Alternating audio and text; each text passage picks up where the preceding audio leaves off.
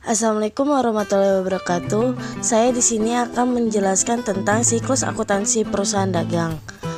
Pengertian perusahaan dagang adalah menjalankan operasinya dengan melakukan pembelian sejumlah barang untuk kemudian dijual kembali kepada konsumen atau produknya berwujud sehingga mempunyai persediaan barang dagangan. Tahap siklus akuntansi perusahaan dagang yang pertama tahap pencatatan, yang kedua tahap pengintisaran, yang ketiga tahap pelaporan, dan yang terakhir tahap penutupan. Yang pertama ada tahap pencatatan. Tahap pencatatan meliputi analisis bukti transaksi, jurnal umum, dan buku besar.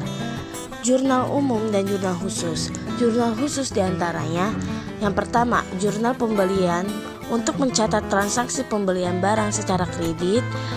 Yang kedua, jurnal penjualan untuk mencatat transaksi penjualan barang secara kredit.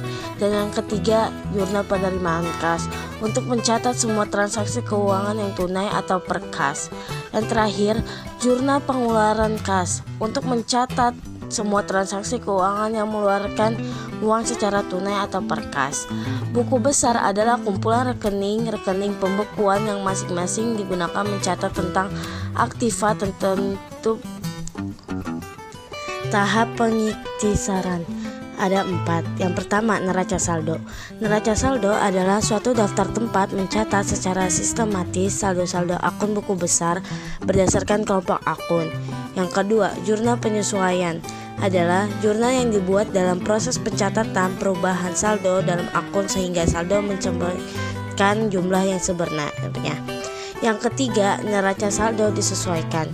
Saldo-saldo buku besar setelah disesuaikan dengan keadaan akhir tahun atau keadaan saat menyusun laporan keuangan suatu usaha. Dan yang terakhir, worksheet adalah suatu lembaran berlanjut yang dirancang untuk mengintisaran semua data akuntansi sehingga memberikan gambaran tentang laba rugi perusahaan serta saldo harta. Yang ketiga, tahap pelaporan. Tahap pelaporan terbagi menjadi 3. Yang pertama, neraca. Neraca adalah laporan yang memuat keuangan suatu perusahaan mengenai harta modal pada suatu tertentu.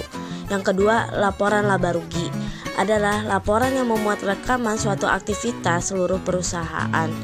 Dan yang terakhir, laporan perubahan modal. Yang terakhir, tahapan penutupan. Tahapan penutupan adalah tahapan dalam penyusunan laporan yang isinya penutupan serangkaian bagian dari akuntansi perusahaan dagang dan meliputi jurnal penutup, jurnal pembalik, dan neraca saldo disesuaikan. Fungsi dari jurnal penutup yang pertama, menutup saldo akun sementara nominal. Kedua, menunjukkan jumlah modal akhir periode akuntansi.